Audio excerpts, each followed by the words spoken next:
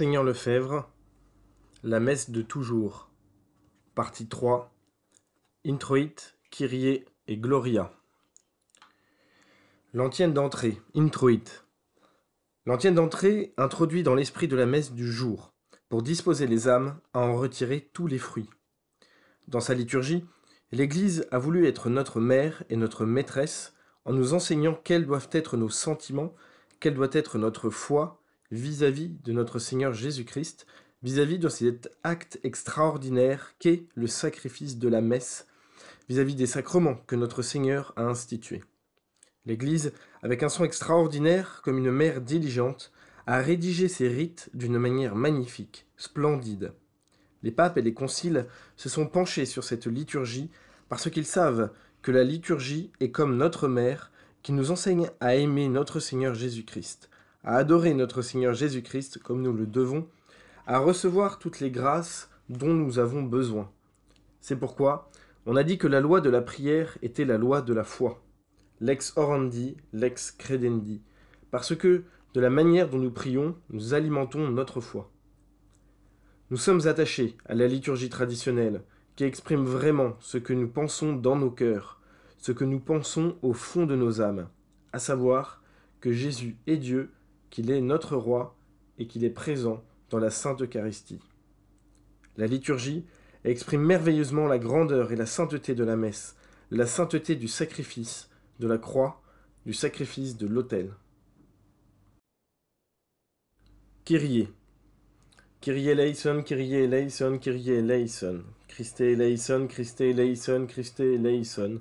Kyrie eleison, Kyrie eleison, Kyrie eleison. Seigneur, ayez pitié de nous, Seigneur, ayez pitié de nous, Seigneur, ayez pitié de nous. Christ, ayez pitié de nous, Christ, ayez pitié de nous, Christ, ayez pitié de nous. Seigneur, ayez pitié de nous, Seigneur, ayez pitié de nous, Seigneur, ayez pitié de nous. Le Kyrie, composé de 3 groupes d'invocations en l'honneur des 3 personnes divines, manifeste que la messe est offerte pour la gloire de la Sainte Trinité. C'est dans la Sainte Messe que nous toucherons au grand mystère de Dieu. C'est là que nous irons au Père, c'est là que nous recevrons l'Esprit Saint, c'est là que nous communierons au Fils de Dieu. Nous ne pouvons pas trouver de choses plus belles, de choses plus grandes, de choses plus admirables que le saint sacrifice de la messe. Le Père, le Fils et le Saint-Esprit sont actifs dans le saint sacrifice de la messe. Les prières de la messe l'expriment admirablement. Elles font appel à la Trinité Sainte, elles font appel au Saint-Esprit. Le Fils s'adresse à son Père, et le Fils y est vivant.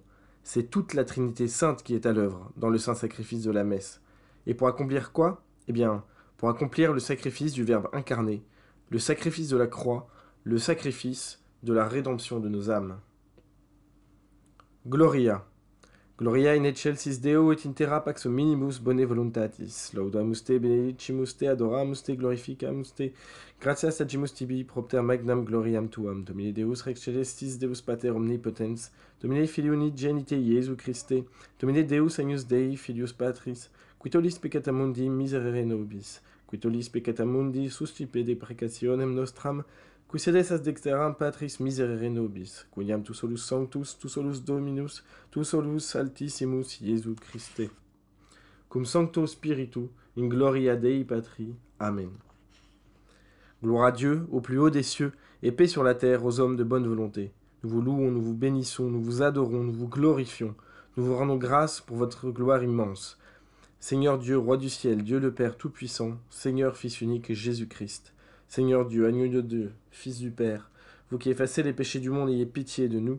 Vous qui effacez les péchés du monde, recevez notre prière. Vous qui êtes assis à la droite du Père, ayez pitié de nous, car vous êtes le seul Saint, le seul Seigneur, le seul Très-Haut Jésus-Christ, avec le Saint-Esprit, dans la gloire de Dieu le Père, ainsi soit-il. L'Église acclame son Rédempteur, son Prêtre et son Roi.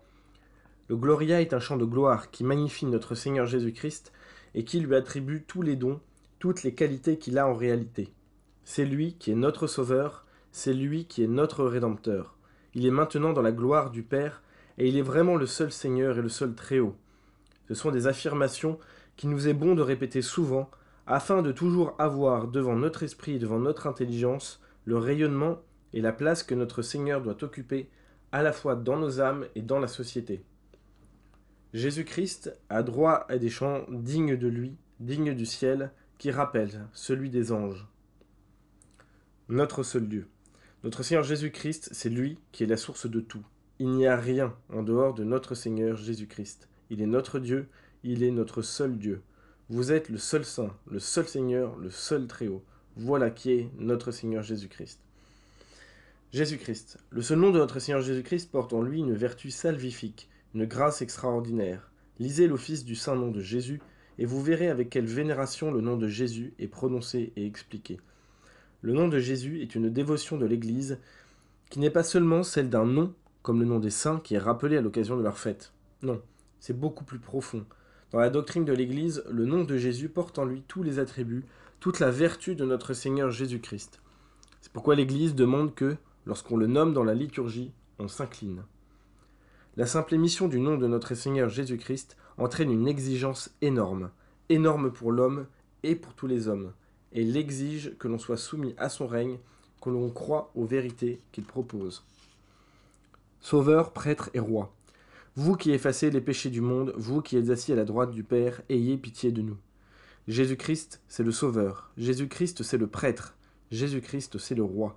Voilà les trois attributs essentiels de notre Seigneur Jésus-Christ, par le fait même de son union hypostatique, c'est-à-dire de son union à Dieu lui-même dans une seule personne. Alors, ces trois attributs, Sauveur, Rédempteur, Prêtre, Roi, où sont-ils concrétisés? Où les vivons-nous? Dans la Sainte Messe. Dans la Sainte Messe, notre Seigneur Jésus-Christ est le Rédempteur. Qui pourrait nier cela? Le sacrifice de la croix, c'est sa rédemption, c'est la rédemption de notre Seigneur. Par conséquent, en offrant votre saint sacrifice de la messe, vous contribuez à la rédemption de notre Seigneur Jésus-Christ, à la rédemption que notre Seigneur Jésus-Christ a accomplie. Notre Seigneur est prêtre. Où est-il plus prêtre que dans le saint sacrifice de la messe? C'est lui le prêtre. Vous n'êtes que ses ministres. Vous n'agissez que dans la personne du Christ qui est le vrai prêtre. Par conséquent, votre sacrifice de la messe, c'est encore notre Seigneur Jésus-Christ dans un de ses attributs essentiels. Enfin, notre Seigneur est roi. Regnavit a ligno Deus. Dieu a régné par le bois. Tiré du Vexilla Regis, l'hymne des vêpres du temps de la Passion. Notre Seigneur a régné par le bois de la croix. C'est là son trône, c'est là sa couronne, c'est là qu'il a conquis le monde et qu'il a droit à la royauté. Alors, c'est aussi dans le sacrifice de la messe que sa royauté éclate d'une manière absolue. Jésus-Christ a régné par le bois de la croix, car il a vaincu le péché, il a vaincu le démon, il a vaincu la mort par sa croix. Ce sont donc trois victoires magnifiques de notre Seigneur Jésus-Christ. On dira que c'est du triomphalisme? Eh bien oui, nous voulons bien le triomphalisme de notre Seigneur Jésus-Christ, et c'est pourquoi nos ancêtres ont construit ces magnifiques cathédrales. Pourquoi ont-ils dépensé tant d'argent, ces gens qui étaient beaucoup plus pauvres que nous? Pourquoi ont-ils employé tant de temps pour faire ces cathédrales magnifiques que nous admirons encore maintenant, même ceux qui ne croient pas? Pourquoi? À cause de l'autel, à cause de notre Seigneur Jésus-Christ, pour marquer le triomphe de la croix de notre Seigneur Jésus-Christ. Eh bien oui, nous voulons professer le triomphe de la croix de notre Seigneur Jésus-Christ dans nos messes. Et c'est pourquoi nous nous agenouillons, nous aimons nous agenouiller devant la Sainte Eucharistie. Médiateur. Notre Seigneur Jésus-Christ est essentiellement prêtre parce qu'il est essentiellement médiateur. Médiateur entre Dieu et les hommes. Mediator inter Deum et homines. Dès qu'il a été uni dans le sein de la Vierge Marie à une âme humaine et à un corps humain, notre Seigneur a été le médiateur, le sauveur, le prêtre. Voilà des réalités très belles et très consolantes pour nous. C'est ce qu'exprime également d'une manière très profonde saint Paul lui-même. Il parle du sacerdoce de notre Seigneur, de la victime pour les péchés qu'est notre Seigneur, surtout dans son épître aux Romains et son épître aux Hébreux. Ce sont les deux épîtres dans lesquelles on trouve les plus belles affirmations de l'apôtre saint Paul sur ces grands mystères. Il n'y a qu'un seul médiateur entre Dieu et les hommes, notre Seigneur Jésus-Christ crucifié. Cette médiation, il l'a exercée par sa croix. Un seul Dieu, un seul médiateur, un seul pape, un seul évêque avec lequel nous célébrons, et un seul prêtre qui célèbre la Sainte Messe, d'où il n'y a qu'une seule religion. Il ne peut pas y en avoir deux, ou alors le sacrifice de la messe n'a plus aucun sens, et le sacrifice de notre Seigneur offert sur sa croix n'a plus aucune valeur. Vous, Seigneur, en brisant les chaînes de la mort, vous nous avez ouvert les portes du ciel. Citation du Te Deum. Tu de victo mortis aquelo aperuisti credentibus regna celorum. Oui, en montant sur sa croix pour y être crucifié, notre Seigneur nous a ouvert les portes du paradis. Il n'y en a pas d'autre qui nous ait ouvert les portes du paradis. Nous pouvons chercher partout. Les inventions humaines de toutes ces fausses religions qui ne valent rien, parce qu'il n'y a qu'un seul médiateur, celui qui a ouvert les portes du ciel, c'est notre Seigneur Jésus-Christ avec sa croix. Nous n'avons pas le choix. Ceux qui ne passent pas par la croix de notre Seigneur ne passent pas par la porte de la bergerie, comme notre Seigneur l'a dit lui-même. Je suis la porte. Nous sommes donc obligés de passer par cette porte pour entrer au ciel. Donc, il n'y a qu'une seule religion, une seule voie pour aller au ciel. On ne veut plus du règne social de notre Seigneur Jésus-Christ sous prétexte qu'il n'est plus possible. Mais autre chose est que cela ne soit plus possible, autre chose est que nous prenions cela comme principe et que, par conséquent, nous ne recherchions plus ce règne de notre Seigneur Jésus-Christ. Que disons-nous tous les jours dans le Notre Père ?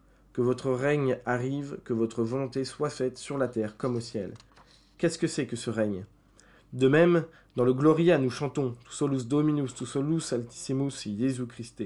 Vous êtes le seul Seigneur, vous êtes le seul très haut Jésus-Christ. Nous le chanterions, et dès que nous serions sortis, nous dirions « Non, il ne faut plus que notre Seigneur Jésus-Christ règne sur nous ». Alors, vivons-nous dans l'illogisme ? Sommes-nous catholiques ou non ? Sommes-nous chrétiens ou non ? Si nous sommes chrétiens, nous devons rechercher le règne de notre Seigneur Jésus-Christ. La paix sur cette terre est à cette condition. La collecte. La collecte est la prière liturgique qui implore la grâce particulière que l'Église demande pour nous au cours de la messe. Cette grâce est en rapport avec le mystère célébré ou avec les vertus spécifiques du saint du jour.